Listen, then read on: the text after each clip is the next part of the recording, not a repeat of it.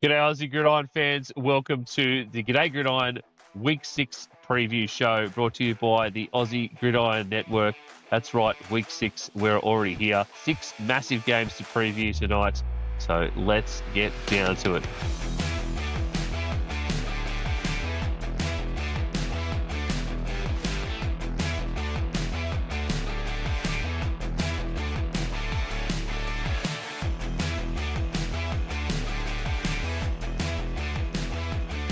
Good evening, Brad and Nick, and everybody listening along to us on Spotify and watching on YouTube, hopefully. It is the Week 6 preview show. Brad, 1/3 of the way through the regular season already. How is this possible? It's not right. I don't accept this because that means we've only got 2/3 left. I teach math, by the way. And I'm not ready for the season to be creeping up onto halfway done here. I feel like we're just getting started. So the fact that we're 1/3 of the way through the season, that scares me. Nick, yes, this 1/3 of the way through the season, all three of our teams are actually winning. This is some kind of weird place we find ourselves in at this point in the season. I know, 1/3 of the way already. It's gone very quickly, unfortunately. But, we're going to enjoy the games as they come. And there's some great games this week. It's very hard to pick, like even tipping with the bets we'll have later. Very hard to pick. But also from a sort of local level, first game this week. So excited to get back into it this week as well, this Saturday night. Oh, yes, the Hogs back on the field. Look out. Well, that should be a good one too. If you're in and around Adelaide, make sure you go down and check those ones out. Oh, no, it's not Adelaide too. Weren't you out of Sydney? Isn't it somewhere else? Our first game, we are doing it at the Barossa Rugby Club. So that's just for the week one game. So just a showcase game throughout Saturday. So all the junior games, both senior games. So as we're saying right now, all 4 teams back in the competition. The Chiefs were able to get up with a team, which is very good. So back up to 4 teams at a senior level, which is great. So, so that will be just at the Barossa, and then in weeks to come, obviously back at our normal spot at North Torrens. But from a Hogs level, probably more action this time around, not just playing O-line, but in some different positions. I may actually have to kick into some of my AFL sort of background and maybe getting called up as a punter as well. So that's one thing to look out. What? Big man punter. And we will not be showing any footage of that. The largest punter on there earth. Definitely has to be footage of that. Big man balling right there. I want that. And if you want to see more of that, get yourself to the Barossa Rugby Club, watch some football, have some wines. It is the Barossa Valley, of course. So get down there and do that. Well, we got 6 games to preview tonight. 4 games that we want to watch. As I said last week, it's the 4 games that go in your multicam view or your quad box if you want, or your octo box, whatever you want. Just 4 games to follow along with that have some interesting storylines. 2 Monday night football games as well. So we've got a huge slate of things to come up and preview for you tonight. So we are going to kick off pretty much straight away.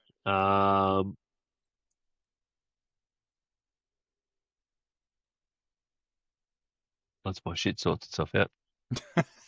Love that. Straight away. Pause. Electrical issues already. Yeah. We've had many. With the Seattle Seahawks at Jacksonville Jaguars game at 4 a.m. Early window. This is probably the cream of the crop for early window games this week. The Seattle Seahawks proved that they couldn't close the deal, but the Sunday's loss proved that they can hang with the best in the NFC. Next up, they'll face one of the league's biggest surprises in the AFC as they visit Jacksonville Jaguars for this early kickoff time. Last season, the Jags finished with just a 4-13 record. However, under the guidance of new head coach Liam Cohen, This is a completely different animal in 2025. Jacksonville has already matched that win total heading into week 6 with a 4-1 record after upsetting none other than the Kansas City Chiefs last week on Monday Night Football. The Jags weirdly end up as a 1.5-point favorite in this. It's such a very, very close margin. So the Seattle are underdogs, which is such a strange thing for this particular road game. But the way the Jags have been playing the last few weeks is exactly why this has happened. It's pretty obvious that Cohen has his team playing at a much higher level than they were in previous seasons. Through 5 games, they're only allowing 20 points per game, which is down from 25.6 last year. Pretty much an entire touchdown less this year over last. As for the Seahawks, their offense is more potent than it was in 2024. Sam Darnold is playing quarterback at a freaky alien kind of level, and Jackson Smith and Jigba is close second behind Puka Nacua as an early offensive player of the year candidate. Seattle's defense has been strong for the most part. However, they had trouble closing out games in the fourth quarter. That's the primary reason that this team has a 3-2 record heading into this matchup rather than undefeated at 5-0. Brad, it's been 4 years since these teams last met, and both sort of are very different outfits since way back then. How are you seeing this game go in Jacksonville this week? I think it's going to be a great game. I really do. I think that this Seattle team, they were in one of the most exciting games last weekend. I think they're going to be in an exciting game this weekend. I love the way Darnold's playing. You and I talked about this on the review show a couple days ago, and I think that he is just playing MVP caliber level. The stuff he's doing, and that Seahawks defense is playing well. They're banged up a little bit, but they're doing pretty good in terms of they're only giving up an 88 passer rating to opposing quarterbacks, which is 11th best in the NFL. So even with all their injuries, they're still holding up pretty well. I watched that Jacksonville game last weekend, and to me, just Trevor Lawrence is just making so many simple errors. And they talked about it on the TV copy quite a bit, how he would let the play clock get down to under 5 seconds, and he still hadn't made adjustments. And he had like 3, I think, delay games because he just didn't get the snap off. So he's just not playing efficient football. But you got to be impressed with what coach is doing there. He's really, I feel like, just giving him a good attitude. So I think it's going to be a close game. I think Seattle they're just too balanced. And if Jacksonville, I think they're due to regress a little bit, even though it's at Jacksonville. Nick, what about you? I was going to say it's a weird thing to say, but they lead the league in turnover differential. I think they've got 14 takeaways this year, which is insane for like only 5 games we're in now. So, weirdly enough, though, on defense, though, they are a horrible third down defensive team. So it's like they take the ball away, but then they can't get their defense. They can only get their defense off the field if they get in a pick or they're recovering a fumble. So it's a weird sort of style they've got set up at the moment. But credit to them finding ways to win. I mean, Trevor Lawrence was on the ground for about 3 years, an eternity it felt like on that last play, and then got up, had a look, and goes, you know what, I'll just roll into the end zone. And Chris Jones, I think he's still there, just watching him go by and just waving at him going over the end zone line as well. But they're finding ways to win. They're playing such a weird brand, but what we had expected with them is that their run game is much better. Like Etienne's had a lot better year, a bit like what he was 2 years ago. So their run game is a lot better. Like you said, Trevor Lawrence has been sort of all over the shop with his sort of play and how he's making those adjustments.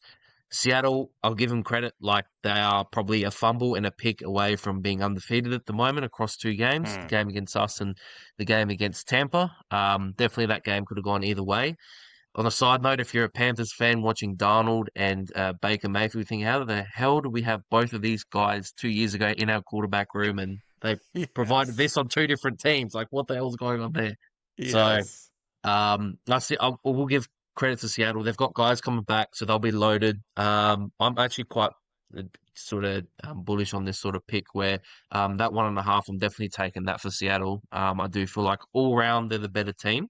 I do think it'll be a close game though. Like Jacksonville finding ways to keep games close. And really they only had that blip to, the Bengals, which no one sort of knows how that sort of worked, where that was the Bengals' best game since, Burrow went down. But yeah, I'd take Seattle in this one for sure. Yeah, Jags at 4-1 was not on my bingo card this year, at Yeah. all. 5 games Yeah. in, it's just No. been unreal. So it's been such a solid thing. Great that you mentioned that 1.5, taking that at 1.5. Brad, any sort of betting you'd be looking out for on this? To be honest with you, I'm probably staying away from this game just because I didn't feel like anything stood out.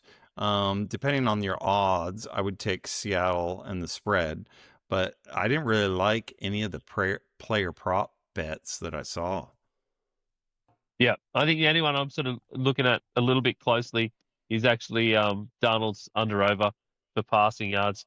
He's been reasonably consistent, and the bookmakers have had him sort of really small yards and small under/overs lately. So I would just be seeing how that moves coming into the weekend, basically.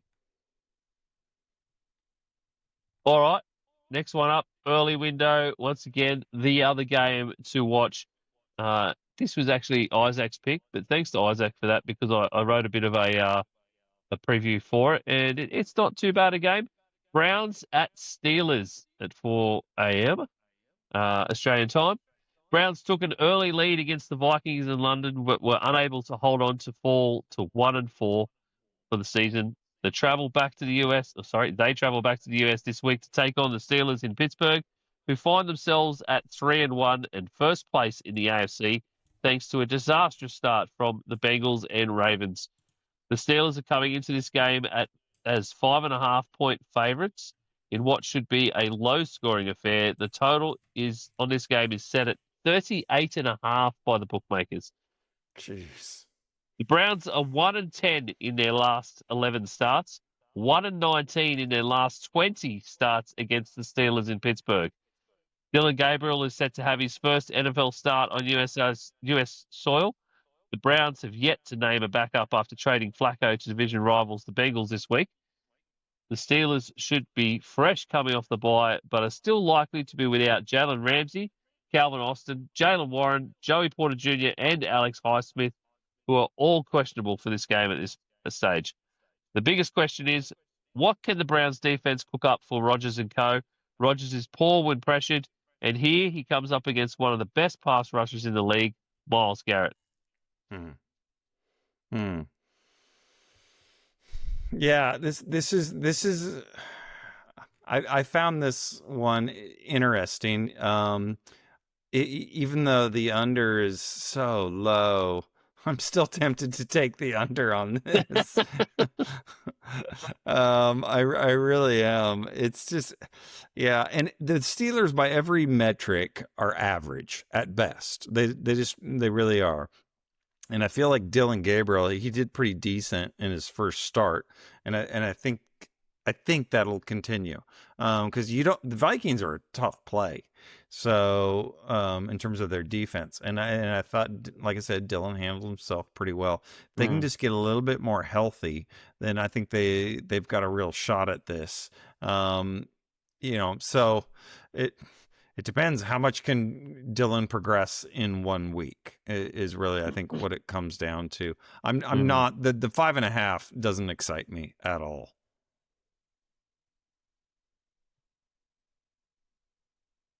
No, it doesn't. But Nick, what about in you? saying that, yeah,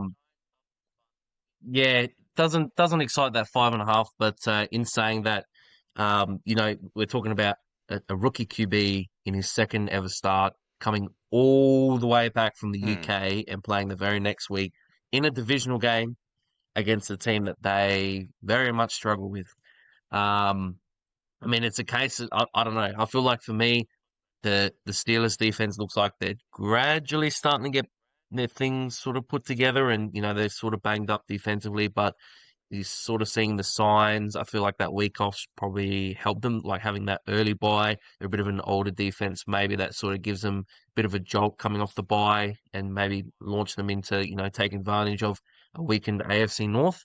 For me, this is all about Pittsburgh's offense. Are they going to be able to handle that front four? It is absolutely incredible. I think they're ranked first in both pass rush and run stopping win rate up front, which is ungodly.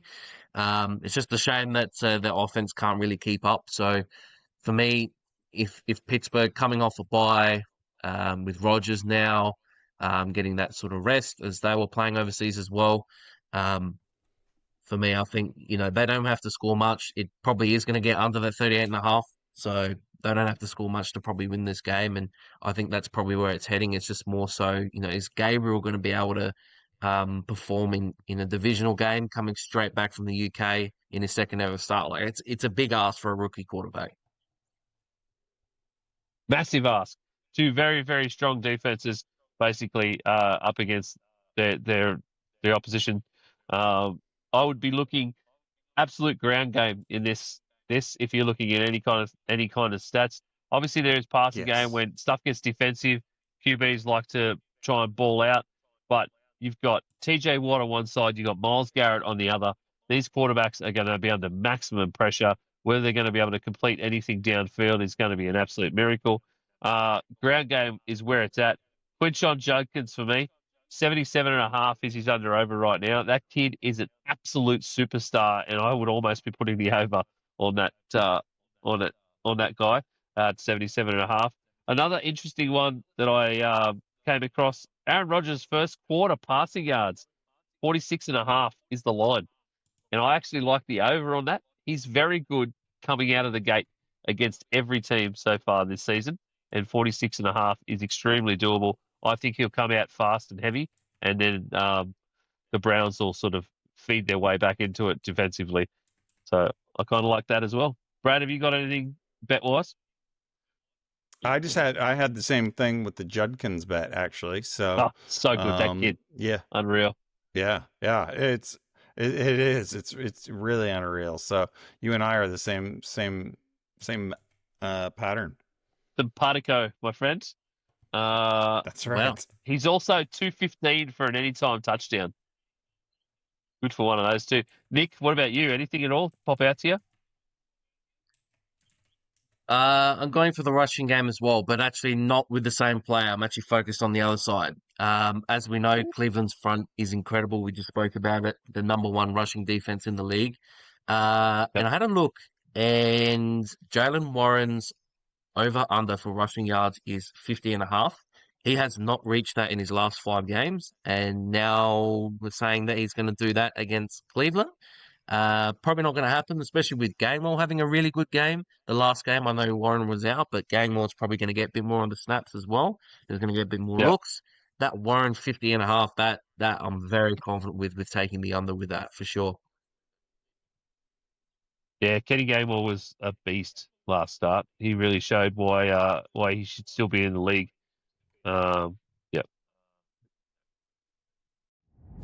Aussie. It might be pretty obvious, but I am not Matty C. NFL. Absolutely stoked to have it on the podcast, mate. Welcome. Fantasy. Tay, I think it's time you just abused your mate here. Would you rather be fighting zombies or aliens? Find hidden gems. And with that, we're into some breakouts. I'm glad you're stalling because my results last week were a hot piece of ass. We all had our struggles, mate.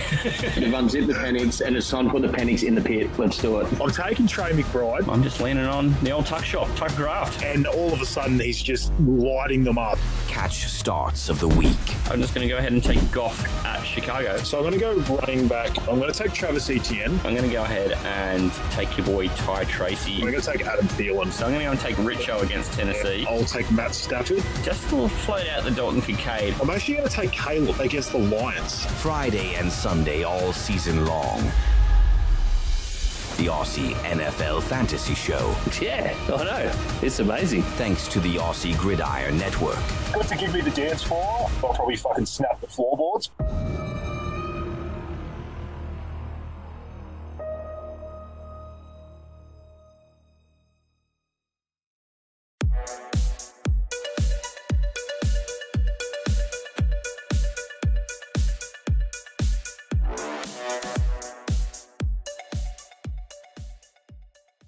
Righto. Let's move on to some late window games, and let's kick it off with whose game was first. It's Nick's. Nick's, your 49ers at Tampa Bay Buccaneers. Well, what can I say?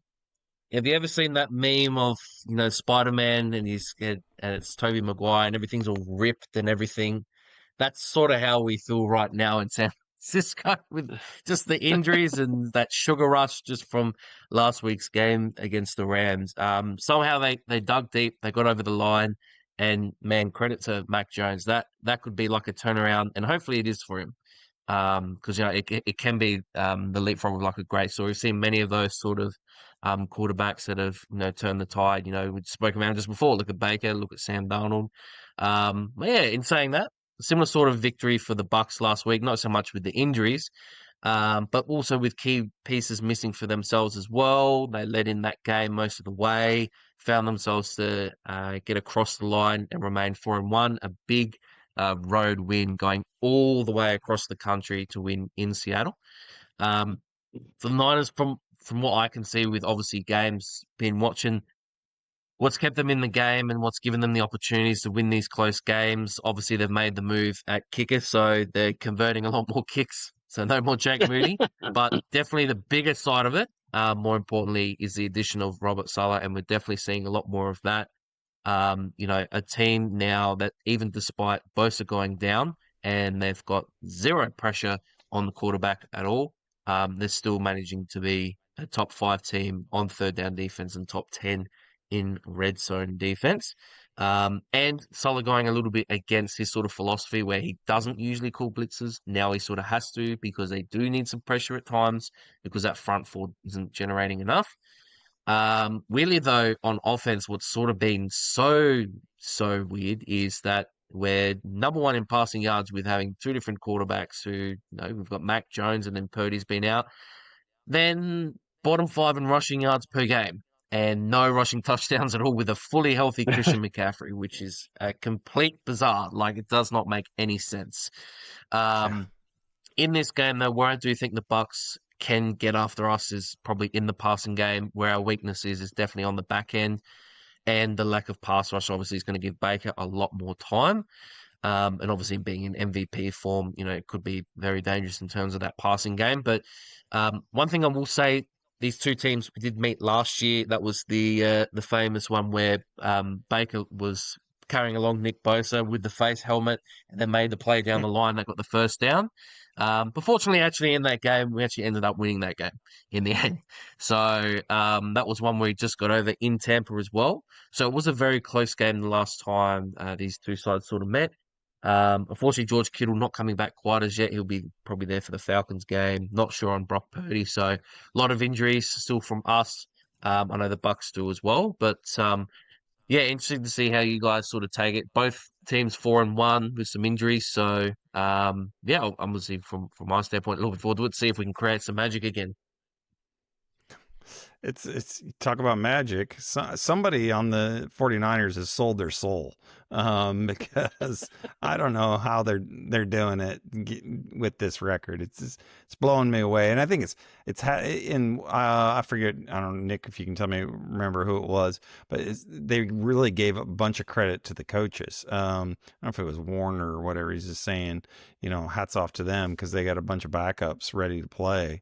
And that's all they've done is just play, and they've taken advantage of every opportunity that they've been given. So, but Baker is just unreal. I keep coming back to just this quarterback play that we're seeing, and the stuff that we're seeing from Baker is just phenomenal. Last week, 29 to 33, 379 yards, 2 touchdowns in just an unreal game. And Mac Jones is playing really well.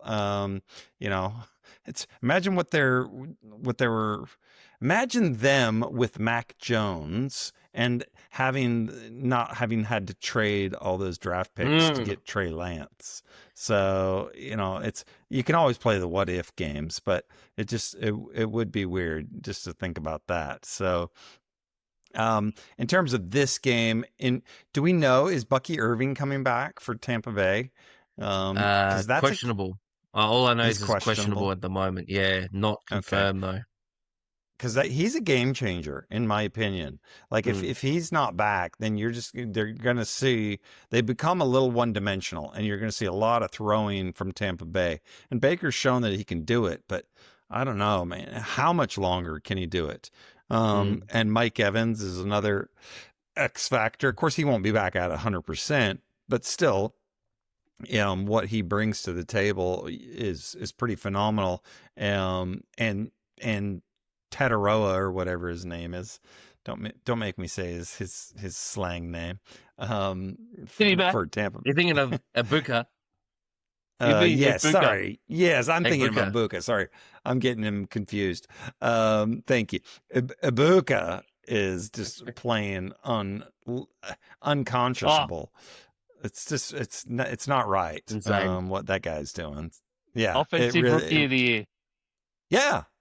He is. That's what he's playing like. So, if they can keep riding that wave, I don't want to bet against either team. Is what it comes down to. Hey, it could. Let's have it be another Dallas 40-40 tie. Well, I think it'll be big points. That's for sure. Especially if Mac starts. Brock Purdy is still out with his toe injury. Didn't practice early week. Mac Jones was limited in practice with knee and oblique injuries, or soreness, I guess, is probably when they go limited, because he definitely started in practice and they just limited his snaps. So it could be interesting. Mac Jones is an absolute warrior, though. If Brock Purdy is definitely out, Mac is starting no matter what. That kid is going to be in. And if that's the case, Brad, you know what? 300 plus yards from both quarterbacks and 2 TDs apiece. That's where I'll be going. It's going to be an absolute shootout for the ages if Mac Jones starts. And this is like a godsend of a game for me to have Mac Jones versus Baker Mayfield in a game. It could. There's only a couple of ways it could get better when it comes to quarterbacks that I just sort of middling quarterbacks that I love.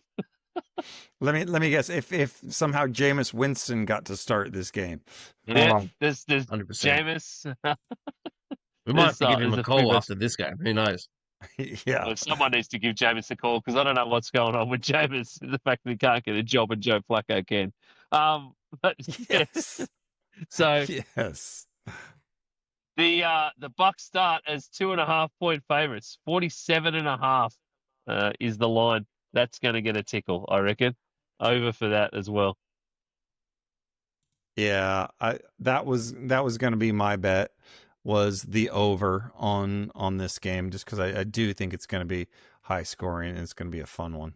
Yeah, I reckon it's going to be a real fun one. Nick, anything to bet on with your own team? I don't like to do it. I'll never give you a Vikings line.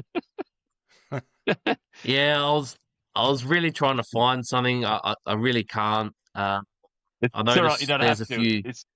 I don't like I to noticed do the it with lines at about Vikings 3. games, but sometimes I like to flip flop to the other team, obviously, because it might be better money. But Yeah. and then I won't enjoy the game because I'll be losing money, or it's just Yeah. We do it's the a weird, emotional it's a weird- hedge. You know the emotional hedge bet? No, Yes. I Yeah. can't Yeah. Do that as well. I don't like to hedge. All right, let's move on to the last game we want to watch. Brad, it's yours. You've gone with what? I've gone buckle up because I've gone with the most balanced heavyweight bout of the season. This is your Chiefs versus the Detroit Lions. So basically, I feel a little bit like, it's the sumo wrestler versus the salsa dancer. A little bit. I don't know how that would work out in a fight, but whatever. That's the weirdest. That's the weirdest thing. Can you explain why you've drawn those comparisons? Well, I will. I'll get to that. I'll get to that. But the idea, you've got two top 5 offenses in the league. Detroit and Kansas City are both just scoring at a ridiculous clip. And the thing that I find impressive is Detroit, the way they're finishing drives. 78% of their scoring drives, so drives that they score, and 78% of it is touchdowns. So that's telling you that when they get into any type of field goal range, they're scoring 4 out of 5 times, and that's unreal. That's a ridiculous stat. So, and I expect that to continue, just with even though Kansas City's defense, we had high hopes for them, but they've really kind of sloughed off, and especially against the run. So, Detroit, they're going to want to grind you down. They have a run rate of 50%, which is top 3 in the league. Kansas City has a 69% dropback rate. So they're throwing all over the field. So that's where I say the sumo wrestler is Detroit and the salsa dancer is Kansas City, and they're going all over the place. I don't think we were in any wonder about which of those two were the which team fit fair point. Fair. Yeah, I didn't give you enough credit. Sorry. That was pretty stupid. But, and we've seen Patrick is just heating up these last couple games. He is showing Patrick of old. And I think if the Lions can pressure, then they've got a chance. But the problem is when they don't get home or when they don't get pressure, they're just getting carved up. So, I think Patrick's good enough where he can take advantage of that. So I think you're going to see a lot of back and forth. And Goff has been really efficient. He completed 82% of his passes last week, and he's doing a lot of it off of play action. He's always been a wizard off of play action, but he's doing really, really well with it. So if he can continue to get that play action cooking, I just expect this to be a shootout. So believe it or not, I'm taking the over. I know it's high. Oh yeah, here we go, Brad. Exactly. It is high, and it is obviously, you said it, Brad. Top 2 scoring offenses in the league right now, and yeah. It's so 52 and a half. Hey, easy pickings. They're going to get that. They're going to get that with at least 6 minutes left in the fourth quarter. You've heard it. So 100%. That's where I'm at. I don't know, Nick. What are you feeling? This is going to be a barn burner, or you got a different take on this? No, 100%. I'm leaning in towards that direction as well. That was one of my 3 best bets this week. Definitely that over 52.5. Like, I made that bet yesterday. I was that confident. I looked at it. I was like, that can't be right. There has to be something wrong with that one. Sports bet. Nice. Yeah, like you said, amazing 2 offenses. The Chiefs have found their groove. They got their groove. The last 2 games looks like they're starting to get things back together. All they needed was Worthy back just to sort of give them something that can give them a bit of direction in terms of stretching the field a bit more. And it's sort of given them a bit of a kick. The only thing now that it's concerning is that for so long, that the weird thing about the Chiefs is that we've sort of been able to be like, they'll be fine, because their defense was so good. And then it's like, well, the weird part about the Chiefs is like their passing game, and they've got Mahomes, so like they'll figure it out. So now they've figured it out, and then their defense now is a bit of an issue. So that's sort of not alarm bells, but it's just something to just sort of be cautious about for the Chiefs because in past seasons they've been very good defensively. They've figured out offensively with guys coming back. They've been in a bit of a weird spot at the moment, and now they run into the buzzsaw as you've put before with all those stats there, Brad, known as the Detroit Lions, who like since that first game, like that first game almost felt like a preseason game. It was like two fresh coordinators, they're working stuff out. Then the rust came off and it was like full steam ahead. And that's what it's been for the Lions at the moment.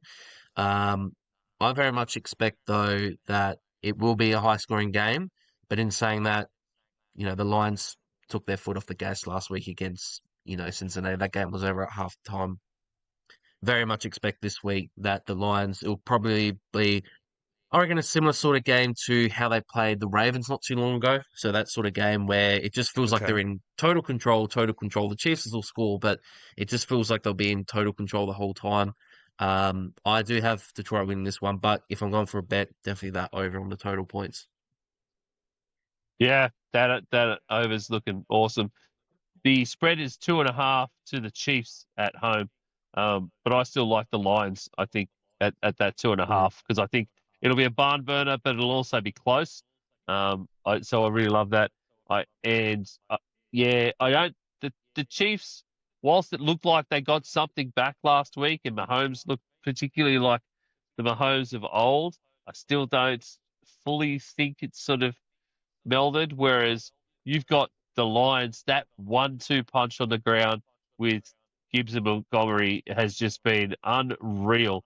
So I reckon, I would try and play around with their yards. I reckon you can get 150 combined out of those two on the ground this week, just those two alone. So it's going to be a really interesting game. It is going to be a barn burner on Sunday Night Football. So, and we keep getting them. Sunday Night Football keeps delivering this season. So it's been absolutely great. They've definitely got Sunday Night Football worked out properly in the schedule. They do. They really do. Mm-hmm. Yeah. Yeah. I give them hats off to that. Yeah. Mm-hmm. Let me give you my I've got a same game parlay that I'm really excited about. Ooh. Yeah. Sorry, multi. You can say parlay, Brad. We all know what you're saying these days. What is this parlay you speak about? Yeah, fair point. Fair point. So I am taking Mahomes 250 yards. Oof. I'm taking him over 250 yards. I'm taking Amon-Ra St. Brown over 7 catches. I'm taking Kelsey as an anytime touchdown. Right. And I'm taking the Chiefs win. So I've got a 4-leg parlay. Yeah. Oh. So I'm not sure what that pays. I think it's like 7 or I'm not sure. I was trying to build it.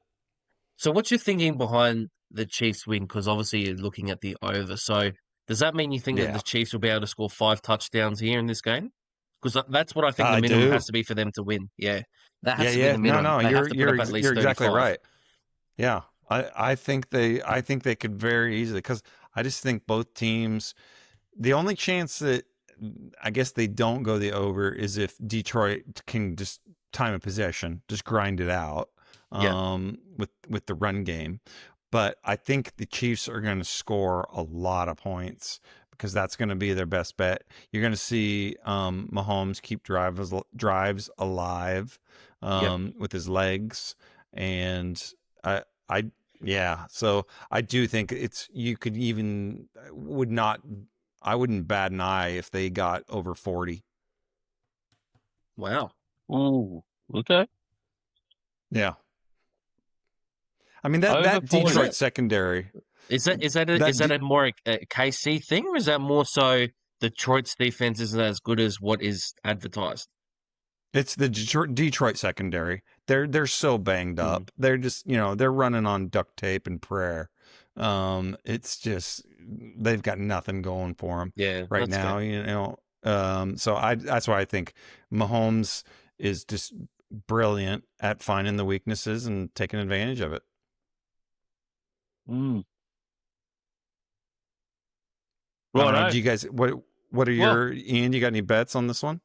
No, they're just those ones that I sort of said. I'd be having a look at those the run game for Gibbs and Montgomery really. Yeah, and then just the lines at that 2.5. I really like that.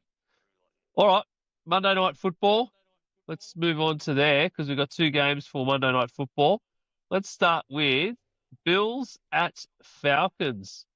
The 4-1 Bills had a shock loss last week to the New England Patriots. They go to meet the Falcons, who are currently 2-2, had a shock win last week after we were all questioning whether or not they should be even a team or whether D'Amico Ryans should even be a head coach.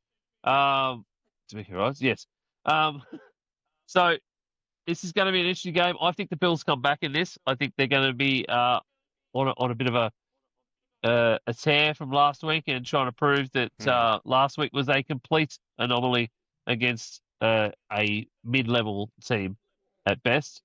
And they're going to want to show that they can get back on the straight and narrow and that they are definitely the high-end playoff team that we all think that they are. So, Nick, any thoughts on Bills Falcons for you? Yeah, I see this much as I see this game as a bit of a shootout as well. I think the Bills will really lean into that rushing game. So a lot of sort of James Cook looks. Because one thing I will say about the Falcons is that their passing game has been a lot better this year as opposed to previous years. They're getting better looks in terms of pass rush and everything. So that's sort of helped with their sort of back end. In saying that, the Bills sort of back end, so like their secondary hasn't been quite as good. Like teams are moving the ball on them. You saw a lot of that last week with the Stephon Diggs revenge game, as they've been calling it. So I'm really keen to see because this could be sort of that sort of game where maybe because Penix, we sort of don't know what he's been like. He's had a few okay games, he's had some bad games. We sort of don't know. But I feel like if the Falcons are confident that they've made the right pick, where they sign Cousins for how many millions guaranteed, and then at pick 8 they went, yep, we'll draft Michael Penix. This could be that sort of game where they go, you know what? Maybe there is something here. And that could be that game because, they've got the weapons offensively. They've got Bijan, they've got Pitts, they've got London, Mooney, they've got all these guys. So this could be the game where, if they get the passing game going, they can really keep up with the Bills. I don't think they'll win. I think it's definitely one of those games where the Bills, they got embarrassed by a divisional rival last week in a game that they should have won at home. So I wouldn't be surprised if they take this one easy, though. Yeah. The thing that I was looking at this game, just looking at different stats for it, and Atlanta loves to run outside zone. Mm-hmm. Buffalo sucks against the outside zone. They've given up like the most yards against that play of anybody. Buffalo, in fact, also has given up in their games. If you take Buffalo's rushing average and their opponent's rushing average, they're combined, it's over 300 yards rushing per game. So whenever teams play Buffalo, basically they run the ball, and this is going to play right into Bijan's strength. The dude has been crazy. He's averaging like over 140 yards from scrimmage. So that's rushing and receiving. So it's just, I think, Bijan rushing, Bijan catching. That's one of my bets, and Bijan anytime touchdown. But in terms of this game, I think you're going to see a lot of running, and I think that's going to chew up the clock. So that's why I'm taking the under on this game. I know the total is, was it 49, 50? 49, yeah, 49. 49. Mm-hmm. Yeah. So just for that fact is why I'm taking the under, just because they give up so many rushing yards, and that's what teams are going to do. I think until Buffalo can stop it. So I love all the weapons. I'm still not convinced on Penix. It's just, and I think Buffalo's going to have a little bit of an attitude in this as well. So I would take Buffalo, even though they're having to give them 4.5 points. So that's where I'm leaning. I think Buffalo is going to win this fairly straight handedly, just because they're going to have a bad taste in their mouth that they're going to want to get rid of. Yep, totally agree, mate. Bijan was the betting lines I was looking at too. I'd love a bit of a rush game this week. Apparently, it's all about the running game for me this week. And his anytime touchdown is one of those ones that stands out every single week. Moving on, the other Monday night football game, Bears at Commanders. 2-2 Bears going to take on the 3-2 Washington Commanders. Jayden Daniels back at the helm. The Commanders got another win under their belt to bring them up to 3-2.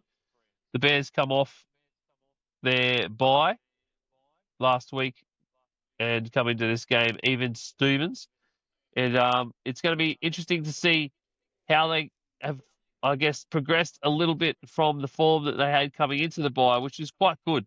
And they'd actually started making some progress and not being totally the Bears of old that we always thought of. The Commanders are very, very depleted, Brad. They've got injuries everywhere, players out for season-long injuries and all sorts of things. And they're not looking like that force that we thought that they would be coming into year 2 of Jayden Daniels' experience. Yeah, you're right. I felt like they had a little bit of a bounce back last week. Whether or not that's a dead cat bounce, I don't know. But I think actually this game surprised me in the sense of it's a 4.5 game split, or 4.5 point spread.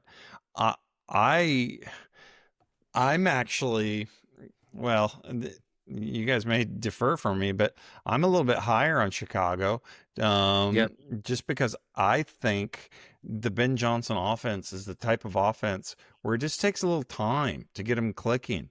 And you saw that with the Steelers, time and personnel, obviously. But I feel like Johnson's realizing now, okay, this is what Caleb Williams can do. And he's smart enough where he's tailoring the offense to him. He's not forcing Caleb to do stuff.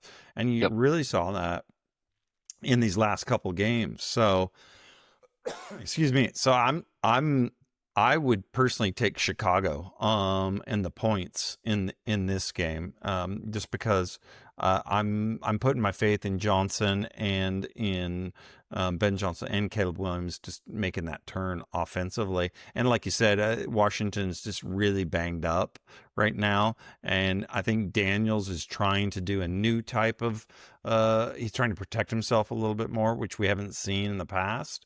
So I think you're going to see a more hesitant Daniels, which will then limit a little bit of what they're trying to do. So I actually have no problems with Chicago winning this outright. Yeah, I like the points as well, the 4.5. That is exactly what I was looking at. And you even look at the game from last year, like it came down to literally a Hail Mary where it got tipped at the back and then obviously the catch was made. So they were literally in a position to win that game last year, and that was without Ben Johnson. And the one thing that I really like about Chicago and why I think they're a bit better than what people think, I do like referring to this stat as it can give a great indication of how time of possession can go and how teams can get extra possessions for themselves. But they're really great on third down, so they extend plays, they keep drives going, but they're also great defensively on third down, so they also get their defense off the field. And one thing, like you said, Brad, Jayden Daniels is taking a bit more care of himself. He's got that knee brace he had last week. He's been using it through training, I've seen as well. So I think the Bears are very much in this game, and 4.5, I think, like even if they lose by a field goal, sure. I definitely feel like they're in a solid spot here coming off the bye. You give a good, offensive sort of play caller, the extra sort of time to prepare on an opponent, definitely gives them the upper hand. Washington last week, yes, that sort of drop from, it felt like that drop from Quinton Johnson. Once he had dropped that, the game sort of flipped on its head, and credit to them, they did well and they ran away with the game and everything. But I don't know. I feel like Chicago's in a great spot, that 4.5 as well. Yeah, it seems we're all in lockstep with that game as well. I really like Chicago in this game as well. And I hate to say that because it is Chicago, but yeah, I think they're not being given enough credit. I think in that even in that 4.5 point start, or in that total 49.5. Both these Monday Night Football games are the same: 4.5 point starts and 49.5 under over totals. So yeah, I really like the Bears in this, and you boys pretty much said it all. I cannot disagree with any of it. Yeah, one thing I will just say on this that I think is going to be key to watch is just if Chicago can protect Williams, because Dan Quinn blitzed Williams more than any other team last season, or since they played him. And so if Chicago can protect them, and they're coming off of a bye, I trust Ben Johnson to scheme it up, and he knows how important protection is for Williams. So I like Ben Johnson coming off a bye, protecting Williams, because when Williams has a clean pocket, he's deadly. It's when you can get pressure on him. This problem. So just watch how effective, and we don't ever talk about live game betting, but I would just watch how effective in that first quarter Washington is going to be at getting pressure on Williams. If they're not getting pressure, then I would load up the cash and bet on Chicago in or as early as I can, maybe after that second drive. Chicago's line's been better too as well throughout the year, so they've even been better than last year for sure. Okay, yeah. All right. Well, last bets. What sort of best bets have you boys got from the other games out there? Anything that sort of sticking out to you real quick? I really struggled with this. I wasn't too excited about a whole lot of it. I thought there wasn't much value in what, and I don't know if that's just because the odds makers are just being more conservative or what, but I had a difficult time finding what I thought was good value. The only other one I sort of looked at, and it was only because I'm betting a lot with sort of storylines with the Eagles this year. Like earlier in the year, I had the Jalen Hurts thing, and they were talking about the tush push, and that got up. So this time around, it's been flip floppy. The coordinator doesn't quite offensively. They don't know quite what their identity is. Like they came out, they're running the ball. Now AJ Brown says something. Oh, they're now going to pass the ball, and Saquon Barkley gets 6 touches last week. They are going to give Saquon the ball a lot because everyone's come out and said, yep, you're a running team. Why are you going away from that? Don't worry about the receivers. And that's the correct way to go. So this week, Saquon Barkley's rushing attempts over under set at 18.5. He's averaged 16 this season, and that's including the 6 he only got last week. So if you take out that 6 before that, he'd have more than that. And they're playing the Giants on Thursday Night Football. They should get out. They should be further in front. I have over that 18.5. I think he'll get plenty of the ball at MetLife. So I think it's in MetLife, or is it in Philly? Yeah, no, it's in MetLife. Yeah. So back in New York again. I think he takes that over 8.5. Yeah, I like it. I've got the 8-leg multi for you, boys. The old 8-leg multi. There we go. All right, the big one to finish, because we always like to finish big. I'll just do my one bet that I was kind of teetering on. Yep, go. Just because I'm the Debbie Downer. I think Justin Fields is going to really struggle against Denver this week. So I'm just betting the under on all of Justin Fields' stuff.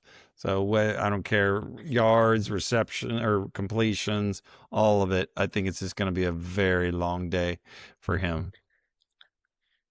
Oh, I'm glad you went with that, Brad, because the first bet in my 8-leg multi for this week is Denver Broncos over the New York Jets. Chargers Check. to get a bit of redemption against the Dolphins. They'll beat the Dolphins, Chargers. Check. Seahawks over the Jags. Check. Indiana Jones over the Cardinals. Yep, like that. Check.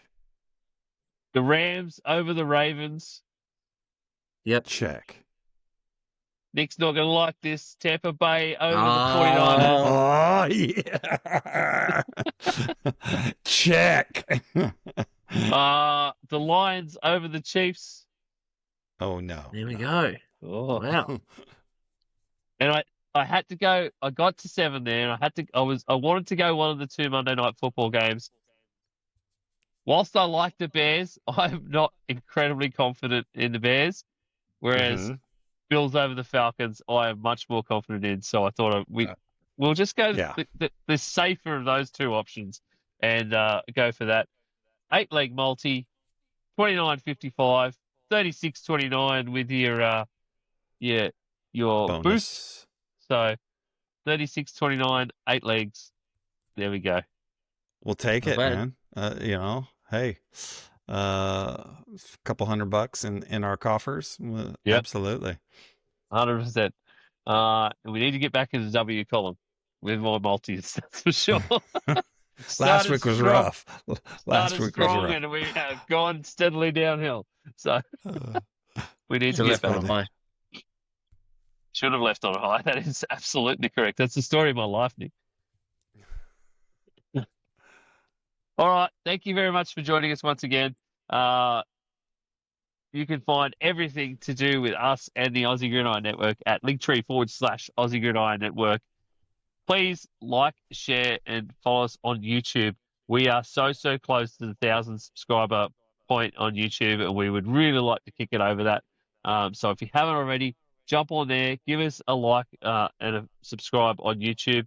It would really help us out because it gets us into more people's eyeballs and earballs and just out there in the world, because we think we put out some pretty good products on the Aussie Gridiron Network, and we hope people actually enjoy them. So until the other side of week 6 and a reaction show, we will see you later.